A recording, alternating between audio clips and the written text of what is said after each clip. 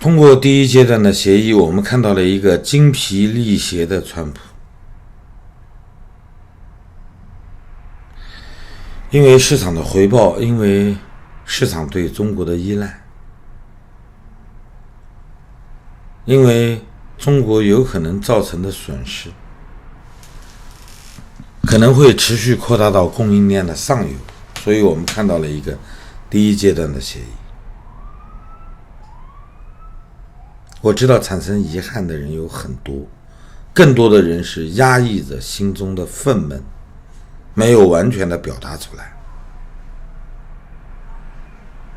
其实根子上我们都知道，中美在前面的几十年捆绑的已经太紧了。那么30天后生效的第一阶段协议能够维持300天吗？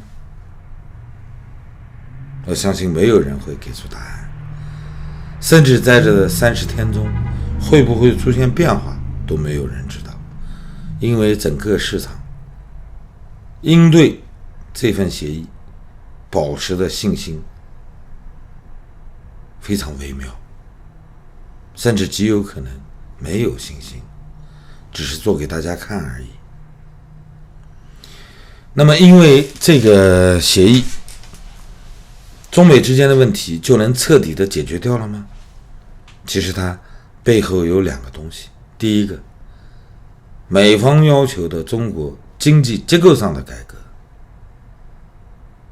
是不可能达到的。中方从李克强开始，包括经济学家都开始表达经济结构上的改革，来阐释这个名词。其实我们知道，它跟美方要求的完全不一样。那么第2个问题就更可笑了。中国今天所遭遇到的一切，其实就源于中国共产党想管一切，他要主导经济。那么他能做得到吗？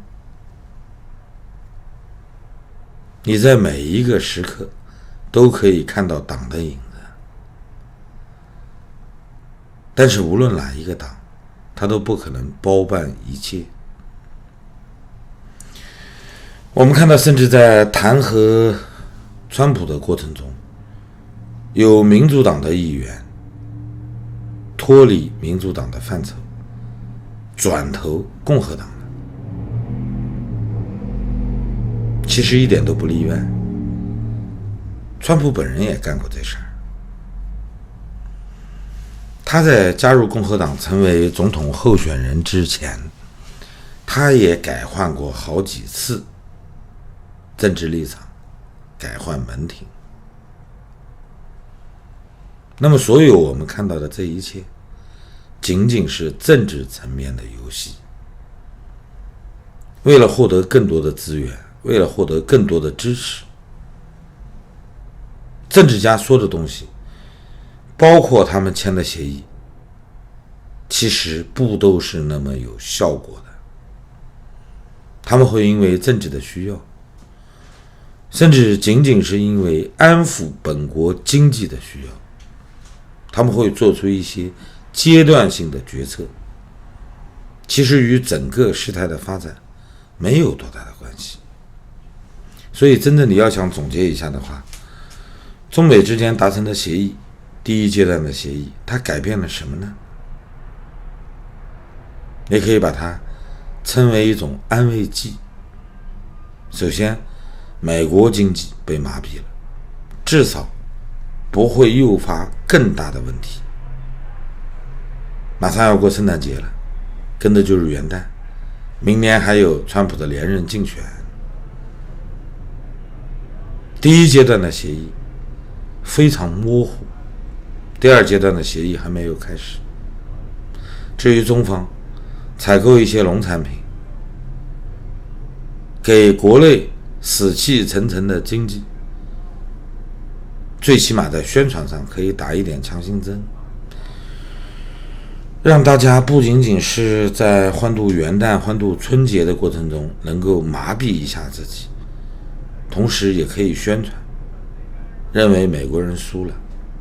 在贸易争端中，在贸易战中，中方有战略定力，所以呢，他可以有更多的筹码，让整个世界逐渐的顺服于他，至少不会明确的反对他。我们都知道，无论中美双方需要达成的最终目的都很难达到，因为美方不会再纵容一个自己养大的对手。美国人已经明确的知道，原先的做法并没有得到正确的回报，在帮助中国走向现代化的过程中，他们犯了经验上的错误。他们认为中国在经济自由化越来越多的市场化的过程中，能够带来政治上的民主化。但是今天，无论是美国人还是越来越多的国家，都已经明确地看到了一点：中方在获得更多的垄断性的经济资源以后，当他们有了更多的钱，他们要输出的是自己的意识形态。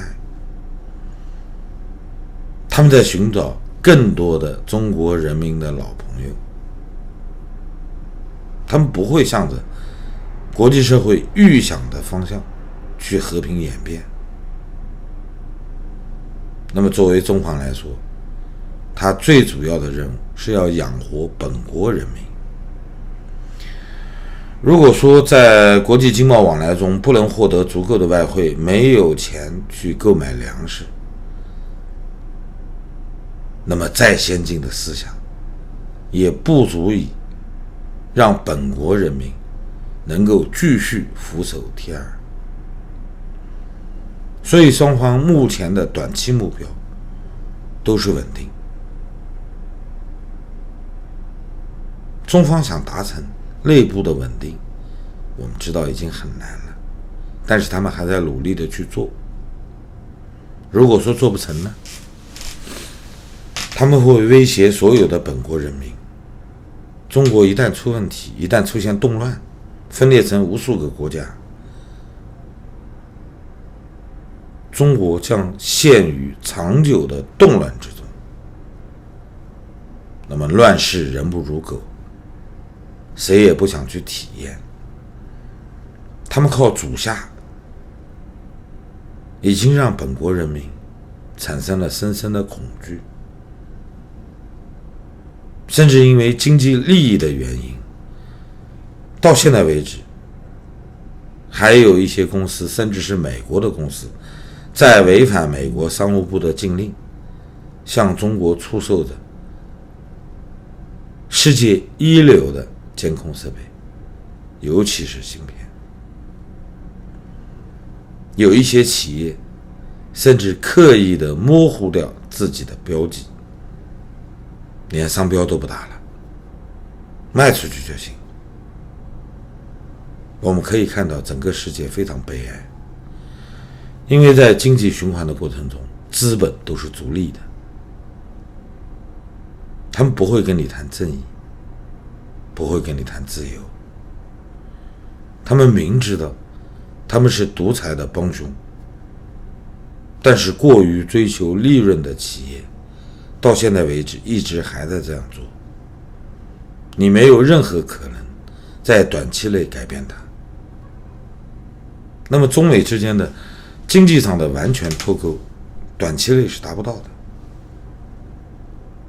但是你可以看到一点，中国现行的经济它已经很难维持了，即便敞开让你购买粮食，你又能买几年呢？所以中央政府在创汇能力缺失的情况下，只能进行一些急政。他们在试图用越来越多的政策，甚至采取那种普遍撒网重点培养，希望能从新发出的政策中让西方国家，让国际资本能找到一个亮点，能进来帮他续命。仅仅维持中国现行的经济运行就已经非常困难了，因为我们知道越来越多的企业在违约。2019年违约的债务已经超过了200亿美元，这是近年来或者说人们预想过程中达到的一个高峰。中共一直在说他们的外汇储备是全球第一，但他们没有说他们的外债也在全球第一的规模上，或者说资不抵债的国家没有一个能比得过它，因为它是一直被宣称的第二大经济体。他们认为他们超过了所有的国家，仅仅在美国一国之下。真实的情况我们看到好像不是这样的，但是没有人愿意相信它，因为这会带来更多的伤害。真实的世界从来都是残酷的，到今天为止，连美国都不愿意宣布这些数据。我们今天能够找到的真实数据相当困难，但是你生活在中国，你只要有朋友、有同学、有亲人还在中国，其实你都能感受到经济的背后，中国长久以来扩张的背后是巨量的债务。这些债务在本国范围内可以用行政手段来免除，或者说延长，甚至发明了永续债。但是在国际社会中，你没有可能让所有的国家都去相信一个骗子。你是用国家信用在骗取国际社会对你一时的信任。那么现在报应来了，怎么样解决这些问题呢？违约的债务已经不仅仅是私营企业了，连央企都被殃及了。今天的世界其实都看透了这一点，只是因为个人利益上的问题，没有哪一个企业愿意放弃自己的资本来挑开这件事。现在唯一的办法就是中国又能回到2位数的经济增长，才能掩盖这一切。即便你对中共有再多的信心，你认为中国能在短期内，能在半年，肯定你到不了1年，你没有这么长时间了，对不对？能在半年内扭转中国经济，重新回到2位数的增长吗？